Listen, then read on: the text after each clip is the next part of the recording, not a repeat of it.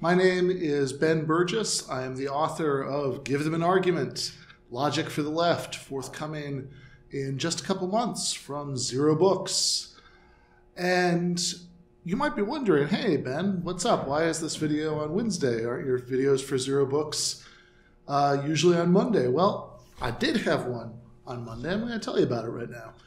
So I got in a request from someone who follows me on Twitter to talk about a Ben Shapiro video where he gives his analysis of why American Jews mostly have much more left-wing voting patterns than he would like.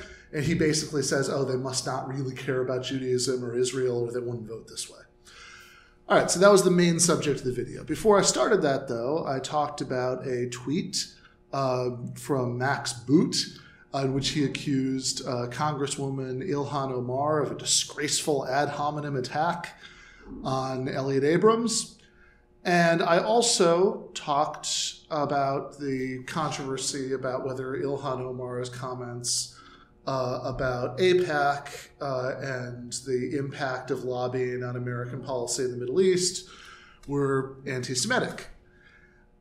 All right, so because I had played in the clip both the video that I was asked to comment about and also a video clip of Ben Shapiro accusing Congresswoman Ilhan Omar of being an anti-Semite, the video was entitled, Ben Shapiro is wrong about Israel, anti-Semitism, and American Jews, since those were all the subjects that were covered in there. Several of the commentators on the video during the hour or so when comments were enabled made variations of the same comment, since, of course, these are Zer0 Books fans and they're on a certain page about this. They said, you might as well have just said Ben Shapiro is wrong about everything. Why just list these three subjects? All right, so that was the reaction of the people who are Zer0 Books subscribers because they like what we have to say, which of course tend to be a lot of very radical left-wing things. Now, in the normal course of the things, over the course of the day, a lot of people who weren't Zer0 fans would have seen the video, and there would have been a lot more negative comments and, other kinds of positive comments, and it would have generated a little controversy and a little discussion, which, is part of the aim of doing these videos. None of that happened, though, because about an hour after it was released, someone, presumably an aggrieved Ben Shapiro fan, reported it to YouTube as hate speech. And it went through whatever very fast process that could have possibly gone through in that time, and YouTube flagged it as having been deemed to be inappropriate or offensive to some audiences. Commenting was disabled, sharing was disabled. You couldn't even watch the thing without clicking through a screen that said, I understand this may be inoffensive or inappropriate. And so, of course, my editor, Doug Lane, immediately appealed this decision. You're allowed one appeal in the court of YouTube. And we assumed that, okay, so some malicious Ben Shapiro fan who doesn't really care that much about free speech had reported it, or, maybe several of them had to get their attention. It was just sort of mindlessly flagged. But as soon as YouTube manually reviewed this, of course those restrictions would be removed because it was so innocent. It was so anodyne. I didn't say anything that hasn't been said by a zillion other leftists on YouTube, except that I added some critique of the logical structure of Ben Shapiro's arguments.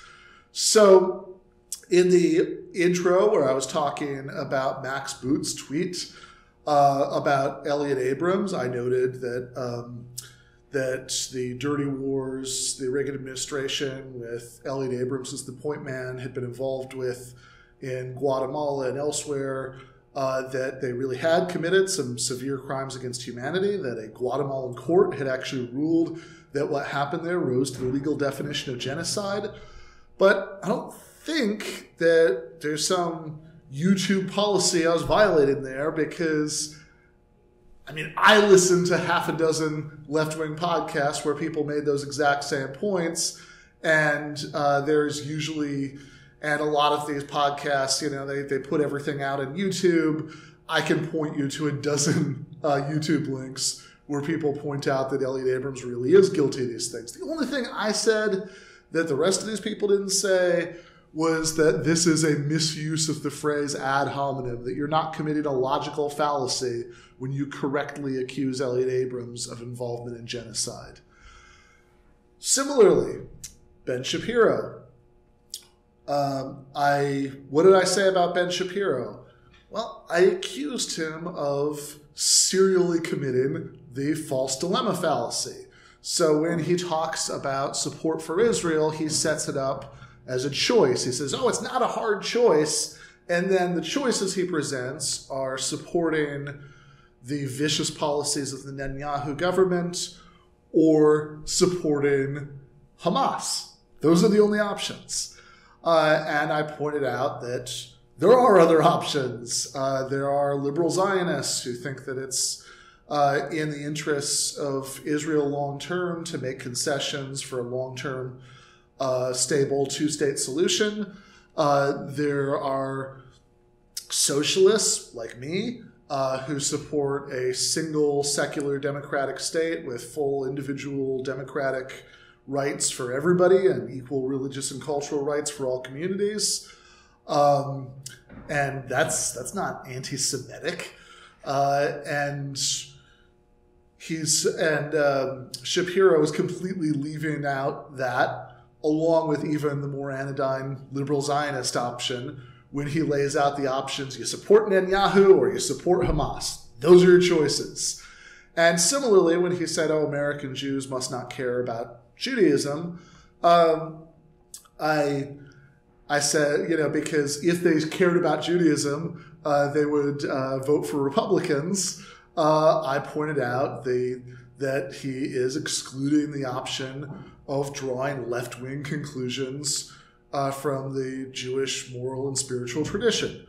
I'm an atheist. I have no dog in this fight, but I pointed out that there is a long and rich tradition of religious leftists in the Jewish community, like Abraham Joshua Heschel. I mentioned Michael Lerner, people who draw moral and political conclusions from the Jewish tradition that are miles to the left of what Ben Shapiro is talking about. He doesn't acknowledge that as an option. So, but none of this critique of his views about Israel is that unique. You can find people advocating a one-state secular democratic solution, as marginal as that is in larger U.S. discourse. You can find people advocating that on left-wing YouTube all over the place. Nobody gets flagged for that. I can point you, for example, to name a show that I really like. I can point you to examples where Michael Brooks says that on the Michael Brooks Show, almost word for word. Not trying to get you in trouble, brother. I'm just saying this is, there are lots and lots of examples of this all over the place. So all I said that isn't standard when people like me are making Chomsky-ite sorts of points about Palestine is that Ben Shapiro is committing these logical fallacies. So the nerdy logic point was the only thing that's unique to my video about this that you couldn't find in other videos about this that have clearly not been flagged as hate speech. So does YouTube think that taking apart the logical flaws and the bad arguments made by conservatives is a form of hate speech? Well, no. So what happened here? Best guess is that some Ben Shapiro fans reported this cynically, and then YouTube went through whatever mindless process they went through. Contrary to Doug and I's expectation, this was not reversed on manual review. They sent an email on Tuesday morning saying, we've looked at it and the decision stands. So what possible process of manual review would have resulted in this? Well, we don't really know. This is all black boxed. It's all going on without any sort of public transparency. They have the little fig leaf to due process that that you get that one appeal, that you can state a paragraph in your form of your case, and then who looks at it?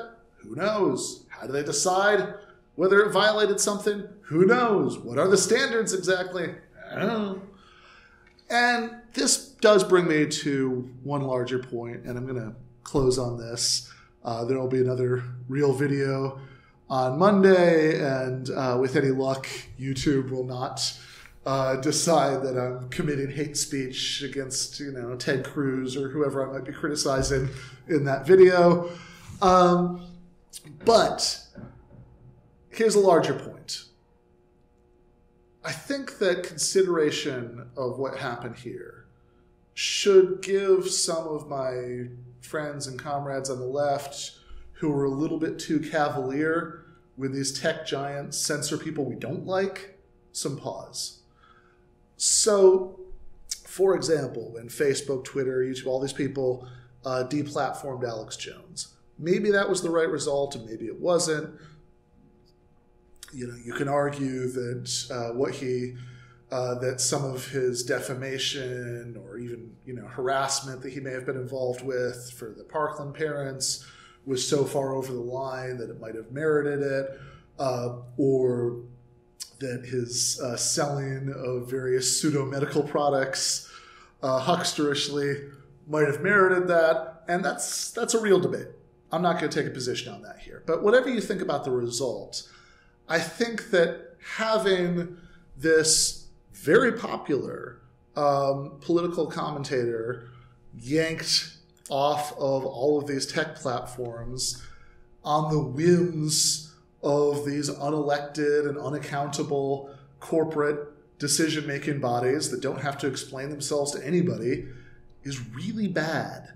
That it's a mistake. It's short-sighted for leftists to buy into narrow, legalistic, libertarian definitions of free speech that, where they put all this weight on this public-private distinction.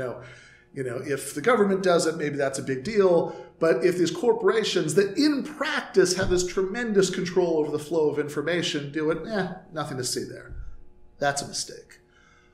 We should take free speech issues, censorship by the tech giants seriously, and as those of us on the serious left should also advocate for the one and only real meaningful solution to the way that these companies abuse their control over the flow of information, which is that we need a real process that's publicly accountable, that has clear standards, where you don't get one appeal to God knows who, and that's that.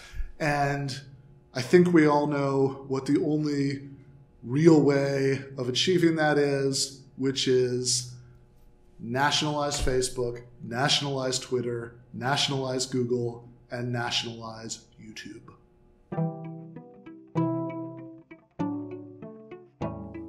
Thanks for watching this Zer0 Books video. If you enjoyed it, subscribe to this channel and click on the notifications bell so that you'll be alerted whenever we release a new video.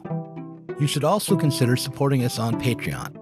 Our patrons get access to our Inside Zer0 Books podcast every week and can get access to the Zer0 Books book club and help us to continue making online content from the left.